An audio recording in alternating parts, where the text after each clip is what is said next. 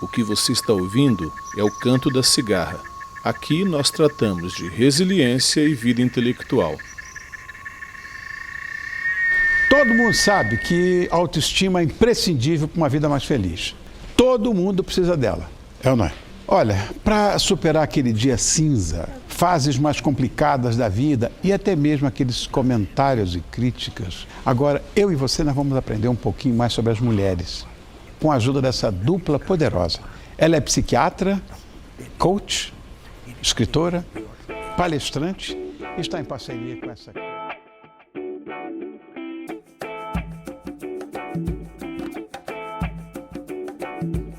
Como disse Rony Fon, e você acabou de ouvir, todo mundo sabe que uma autoestima saudável é um componente essencial para que a gente possa construir uma vida feliz.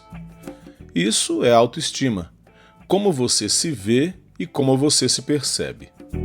Essa forma como as representações de si mesmo são construídas foram esmiuçadas pela psicologia desde o seu surgimento.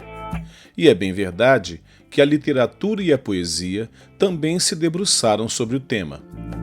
Mesmo os escritos de alguns dos místicos medievais abordavam isso, como Juliana de Norwich, em 1395, fez em sua obra As Revelações do Amor Divino, que até onde se sabe foi o primeiro livro em língua inglesa escrito por uma mulher.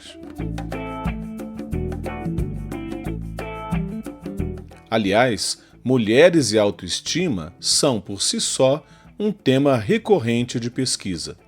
Por isso, a psicoterapeuta Anne de Montarlot e sua coautora, a jornalista Elizabeth Kadosh, escreveram um livro intitulado A Síndrome da Impostora. O livro tem como subtítulo uma pergunta ao mesmo tempo simples e perturbadora: por que as mulheres não acreditam em si mesmas? Michelle Obama disse que essa síndrome a faz se sentir inadequada. Jennifer Lopez afirmou que mesmo quando recebe um prêmio, ouve uma vozinha dizendo que ela é uma fraude. Mas a gente não precisa ir tão longe procurando entre as celebridades. Mulheres, nos âmbitos profissionais mais diversos, já declararam sofrer da síndrome da impostora. Mulheres, autoestima e a síndrome da impostora. Agora, você, mulher que me ouve, talvez se identifique. É bem provável que essa sensação de inadequação perpétua, de sentir-se pouco preparada para assumir uma responsabilidade, seja ela qual for, também seja uma experiência que lhe é comum. Pois as autoras do livro afirmam que a síndrome da impostora é feminina e transversal. O que faz com que eu me pergunte, como eu fiz várias vezes enquanto preparava esse conteúdo: qual o meu lugar de fala, eu homem, nesse cenário? Bom, como professor, eu já orientei dezenas de monografias e TCCs e testemunhei diversas vezes essa crise de autoestima em minhas orientandas. Mas não fui só um mero observador da síndrome da voz impostora. Também padeci desse mal. Eu fui assombrado por ela enquanto escrevia minha dissertação, minha tese ou meu último livro. A impressão que tenho é que pesquisadoras e pesquisadores, logo quando iniciam sua produção intelectual, assim que começam a digitar, já começam a alvoroçar em sua interioridade essa voz impostora.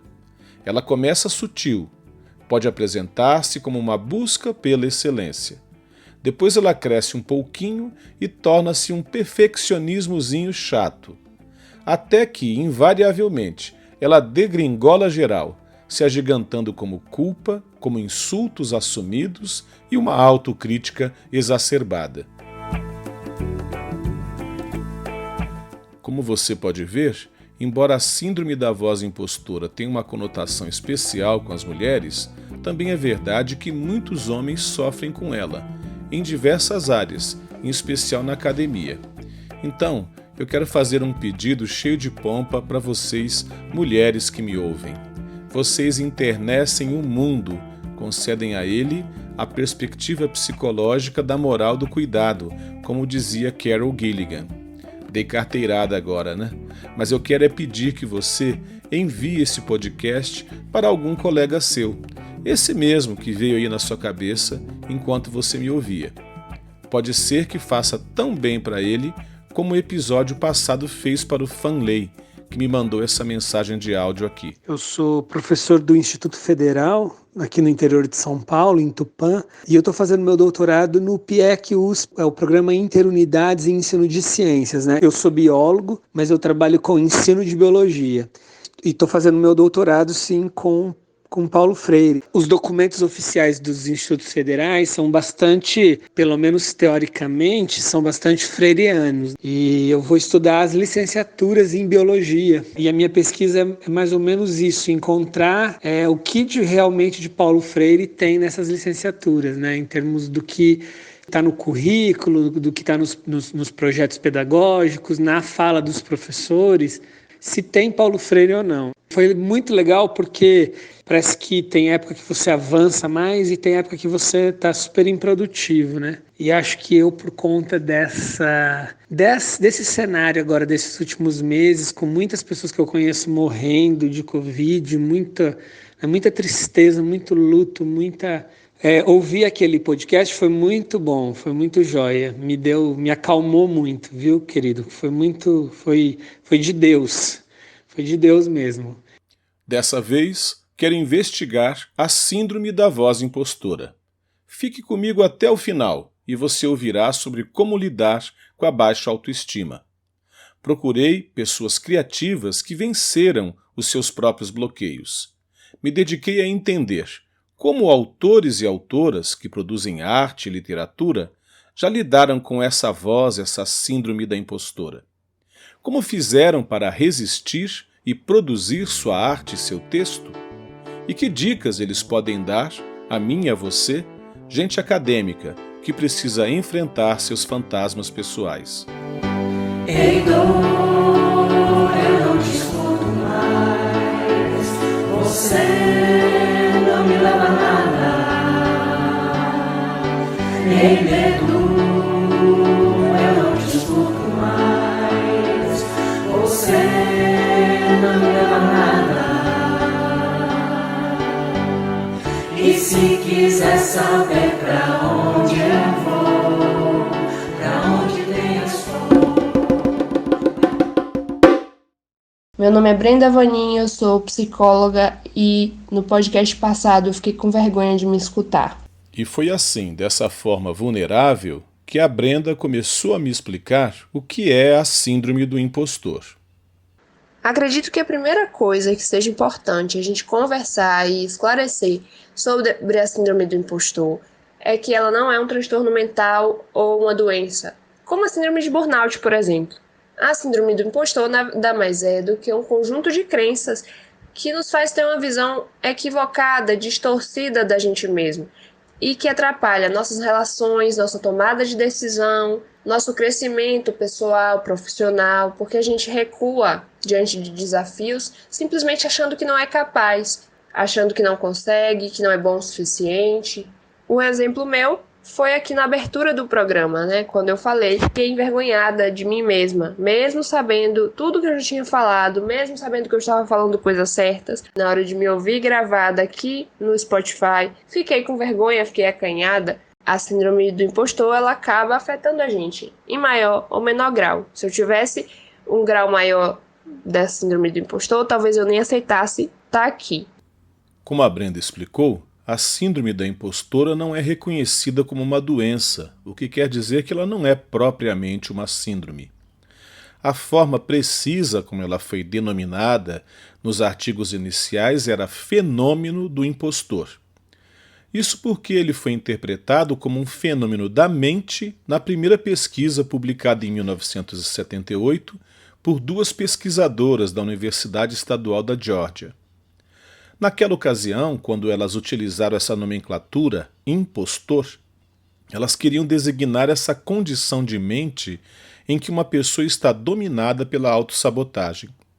Um exemplo desse estado é quando a pessoa não acredita que as conquistas dela sejam resultado do seu próprio mérito. Se você diz a essa pessoa quando ela passa no processo de admissão para o doutorado: olha, parabéns, você conseguiu. Aí ela te responde: que isso, foi sorte. Dessa vez a admissão do programa estava menos exigente. Se você elogia um artigo que ela escreveu dizendo: esse texto está maravilhoso, então ela pensa: ah, essa pessoa só está dizendo isso porque é educada, não está tão bom assim de jeito nenhum. Essa carapaça de autoexigência, de projeção negativa de si mesmo, faz ricochetear qualquer elogio, mesmo aquele mais sincero. E tudo isso acontece porque essa voz impostora não está baseada na racionalidade, mas está fundamentada em crenças internas que fazem com que a pessoa invalide os elogios que ela recebe e assuma os insultos, mesmo aqueles que ela só imagina. E aí, ao me ouvir falar sobre isso, talvez você, que me ouve, possa estar se perguntando aí: sim, Brenda, e de onde vêm essas crenças então? A péssima notícia é que não existe uma resposta pronta. É o famoso depende, que todo psicólogo gosta de falar. Porque nós somos únicos, nós temos histórias de vida diferentes. E aí vai depender muito do que afeta a gente, do que afetou em algum momento da nossa vida. Às vezes uma questão de infância pode ter feito com que a criança carregasse crenças negativas sobre si mesma. Às vezes isso pode ter acontecido na adolescência, não tem como saber. Vai variar muito de pessoa para pessoa. Mas o que eu percebo é que tudo isso, todas essas crenças têm relação com uma coisinha chamada autoestima. Que ao contrário do que a gente pensa, não tem a ver só com a questão física, o como eu me vejo fisicamente. Isso significa que você chegar para alguém e dizer apenas: ah, mas você é tão bonita, não vai resolver os problemas dela. Pode ajudar, muito, mas resolver 100% não. A autoestima ela é formada por 4 pilares. O primeiro pilar é a autoimagem. Como você se vê tem a ver com características mesmo, né? O quão estou satisfeita com o meu corpo. O autoconceito é o que eu penso sobre mim. Eu sou uma boa amiga, eu sou uma boa pessoa, eu sou uma pessoa legal, eu sou uma pessoa honesta, eu sou uma boa filha e assim por diante. Ideias, né? Pensamentos que a gente tem sobre a gente mesmo enquanto pessoa, enquanto indivíduo. A autoeficácia é o terceiro pilar, que é o quanto acreditamos e confiamos nas nossas capacidades e habilidades. A última é o autorreforço, o quanto eu me premio pelaquilo que eu faço. Se eu percebo que eu sou boa naquilo que eu faço, eu percebo que eu também mereço prêmios, gratificações pelo que eu fiz, entende? A autoestima ela é mais do que parece. E por que eu estou falando disso? Que isso tem a ver com a síndrome do impostor. Bem, eu destaco principalmente aqui o autoconceito, a autoeficácia e o autorreforço. Perceba, todos eles têm a ver com o que pensamos sobre nós, sobre as nossas capacidades. Brenda, parece que estamos vivendo um tempo em que essa síndrome do impostor se agrava, se acentua. Há algum motivo para isso?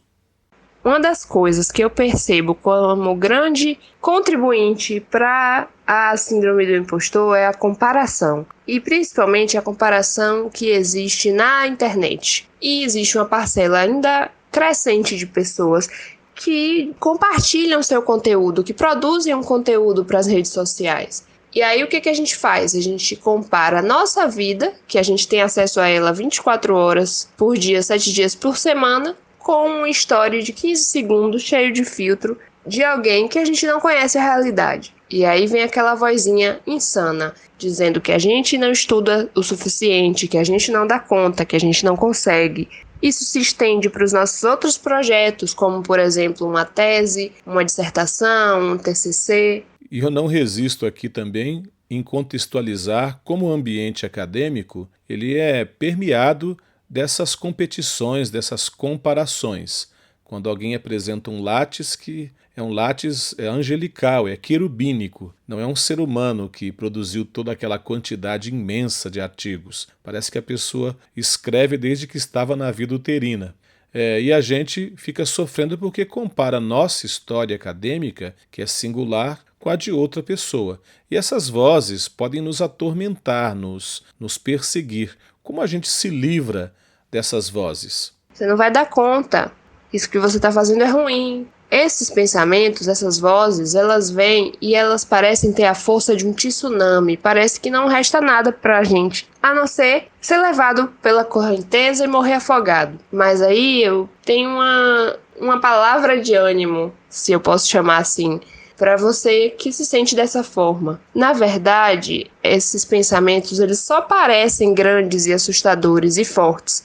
Mas eles não são, sabe por quê? Porque eles não são reais. Comparar a vida de alguém que você nem conhece com a sua vida é injusto, porque você não sabe o que está por trás, você não sabe a realidade da outra pessoa, você não viu além daqueles 15 segundos que a pessoa te mostrou nas redes sociais dela. Você não sabe quais são os outros desafios que ela pode ter alguma coisa que você não tem, mas ela também pode ter dificuldades que você nem imagina e que para você não é uma questão.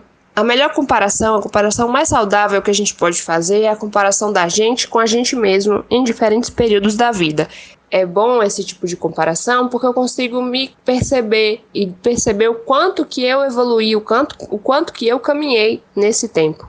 Obrigado, Brenda. Agradeço a sua participação e espero encontrar você novamente nos próximos episódios. Na semana passada você estreou aqui o Canto da Cigarra, foi lindo, a recepção da galera foi muito bonita, foi muito legal. É um prazer enorme para mim fazer parte desse podcast. Eu acho que os temas que a gente vem tratando são muito pertinentes e o seu programa é um presente para todo mundo que passa por dificuldades tanto na esfera profissional quanto na esfera acadêmica e na vida de forma geral, né? Então eu só tenho a agradecer.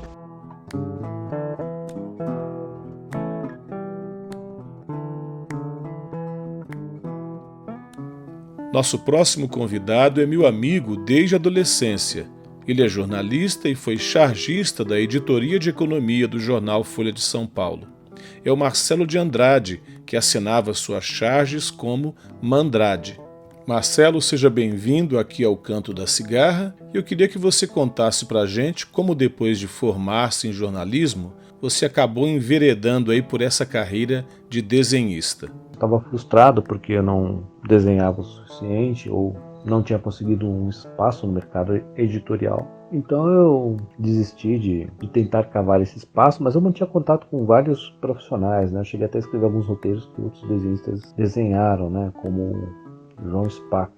Nos anos 2000, com a popularização dos blogs, eu pensei, bom, eu não tive sucesso em ter uma carreira como desenhista, mas eu vou desenhar para mim mesmo, não importa o julgamento externo, não importa se o desenho está bom, se está ruim, se não transmitiu a mensagem como eu imaginava, eu vou publicar e com certeza eu terei pelo menos um leitor, eu mesmo, e talvez a minha mãe. Eu acho que a minha mãe lia mais do que eu mesmo. Então eu montei um blog chamado É Triste Viver de Humor e comecei a publicar meus cartoons. Um ilustrador da Folha, Orlando Pedroso, que me ajudou muito em vários momentos, ele soube de uma vaga na editoria de economia para chargista e ele vendo os meus desenhos no blog, ele perguntou para mim se eu não gostaria de trabalhar na Folha, que havia aberto uma vaga para editoria de economia. Eu prontamente aceitei a proposta e ele fez a ponte com a Folha, eles gostaram do trabalho. Eu fui admitido como um dos chargistas lá da editoria de economia e algumas vezes eu cheguei até a substituir o Angelim nas charges da página 2, né? Marcelo, explica pra gente qual é a diferença entre charge e cartoon. Para a maioria de nós parece que é a mesma coisa, mas me parece que são gêneros diferentes. Charge é uma piada, né? Uma gag cômica sobre a conjuntura social, política ou econômica do momento, né? E cartoon é uma piada temporal, né? E universal.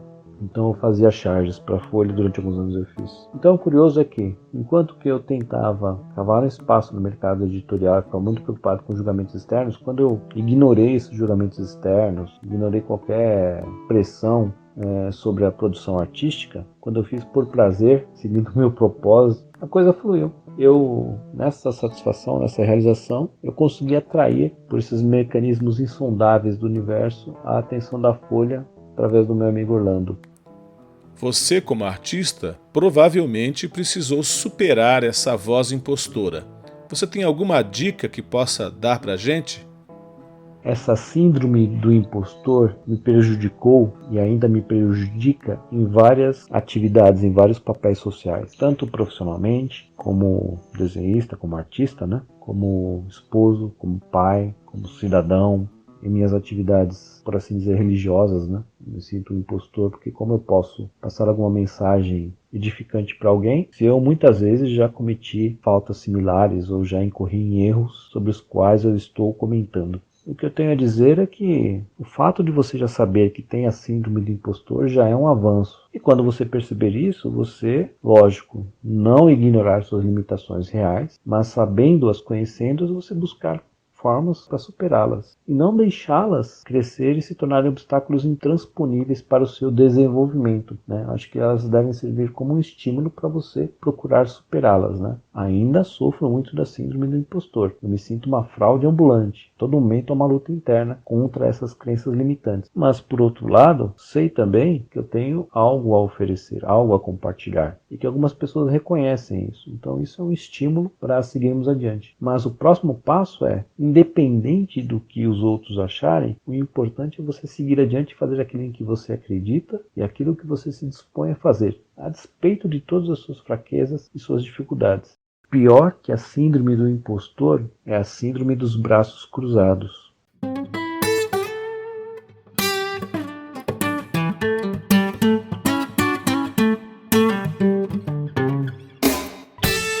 Eu ainda queria ouvir uma mulher.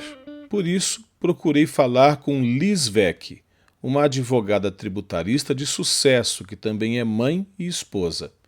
Ela é uma leitora sofisticada, já recorri a ela diversas vezes, pedindo indicações de livros dos gêneros mais variados, áreas como filosofia, poesia ou economia. Mas a razão principal para que eu a entrevistasse hoje é que há alguns anos ela decidiu tornar-se escritora de ficção. Ela publicou seu primeiro romance, O Farol de Bill Baggs, no ano passado.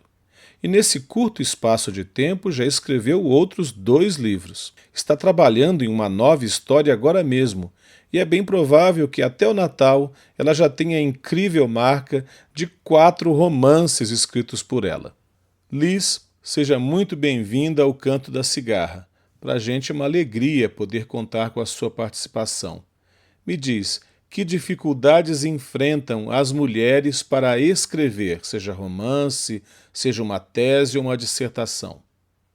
Uma mulher adulta, produtiva, que está no mercado de trabalho e depois se casa e tem filhos, ela tem várias impossibilidades que são colocadas diante dela para que ela possa escrever. Ela trabalha, ela contribui em casa, ela contribui com a criação dos filhos, ou muitas vezes a criação dos filhos é praticamente uma responsabilidade dela. E no meu caso também, eu sempre tive muitas atividades na minha comunidade cristã local. Então isso sempre foi um leque muito grande de tarefas que me impediam de sentar e escrever. Então quando as minhas filhas atingiram a adolescência, que a demanda em relação ao filho adolescente, ela é presencial, mas não tão cansativo quanto em relação à criança, depende de você para todas as coisas, eu percebi que o meu coração ficou um pouco mais livre, fora das minhas atividades normais, para fazer outras coisas. E com isso eu tive mais autonomia para poder começar a escrever. A minha primeira história foi escrita praticamente à noite, em casa, sentada na sala com o laptop no colo. Mas me dava tanto prazer fazer isso. Foi muito prazeroso construir essa história e ler junto com amigas que vinham em casa e eu compartilhava os capítulos. Isso foi muito prazeroso. Muito bem, chegamos a um momento, a um quadro que eu chamo de Doutor Estranho. Eu sei, o nome é péssimo.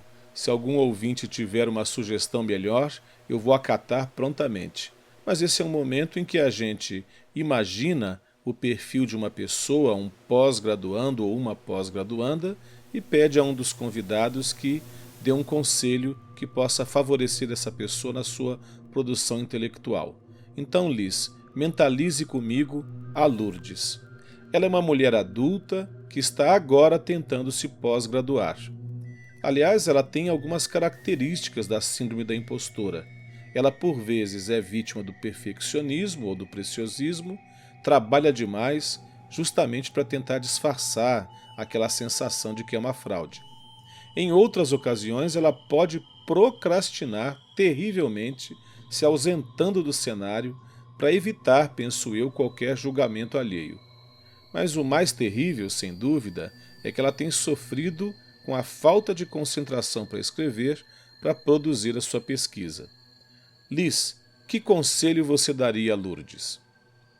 Eu diria para a Lourdes algo que pode parecer absurdo. Deu muito certo para mim, mas que depois eu vi traduzido em 2 livros específicos sobre o tema de Haruki Murakami. Faça exercícios físicos, se possível diariamente, meia hora, 40 minutos. O exercício físico, ele me dilatou a minha capacidade de disciplina, de concentração. Eu tenho uma péssima capacidade de concentração. Então, os minutos seguintes ao exercício físico, que eu volto para casa e tomo meu banho, tomo meu café, a minha mente está hiperfocada e muito abastecida com hormônios do bem-estar. Nesse momento, eu consigo produzir por mais ou menos 1 hora, 1 hora e 40, 2 horas, sem perder totalmente o foco. E também aumenta a minha criatividade. O exercício físico, o prazer pós-exercício físico, a disciplina de levantar e fazer, mesmo que eu não queira, mesmo que não tenha alguém que me estimule, que eu precise me autoestimular, me ajudaram a completar os textos que eu estava produzindo, a sentar e fazer. Então, assim como Haruki Murakami escreveu 2 livros, um é Como Ser um Romancista e o outro, que eu falo quando eu estou falando de corrida, e nesses 2 livros ele fala como o exercício físico foi essencial para que ele conseguisse se tornar um romancista, eu digo que o exercício físico promove essa disciplina necessária para que nós consigamos fazer uma produção intelectual efetiva. Fora que ele traz alegria, ele traz disposição, ele melhora a nossa disposição física e intelectual. Então, o conselho bem prático que eu daria, exercício físico.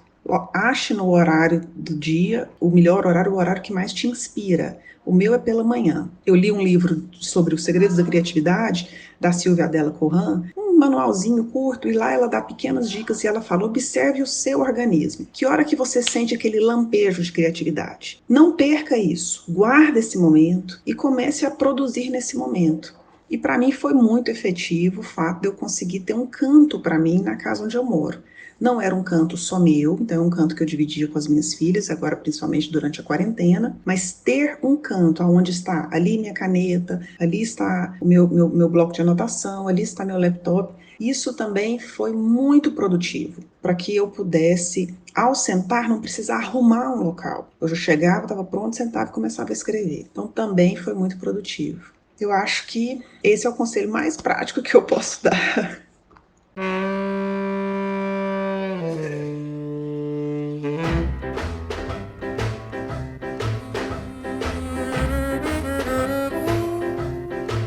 Estamos terminando esse episódio e eu confesso, o pesquisador em mim ainda acha que há muita coisa para investigar sobre a síndrome da impostora.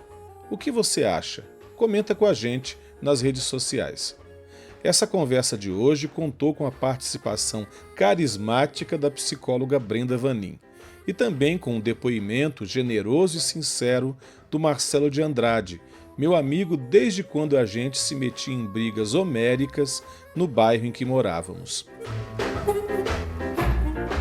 O Marcelo fez uma narrativa e um cartoon de uma surra que eu levei. A arte está ótima, embora a voz impostora dentro dele tenha dito que é apenas um esboço. Vai lá, dá uma olhada, vai me matar de vergonha. Está em nosso blog. Eu coloquei o link na bio do Instagram ou na descrição do podcast. Lá também tem o link do romance da Liz Vec, O Farol de Bill Baggs. Esse episódio contou com trechos de áudios do programa do Rony Fon e do coral Cícero Alves, cantando a música O Sol. Você encontra uma playlist especial desse episódio na descrição do YouTube ou na bio do Instagram. Quem canta, cala a voz impostora. Caminhemos, gente querida.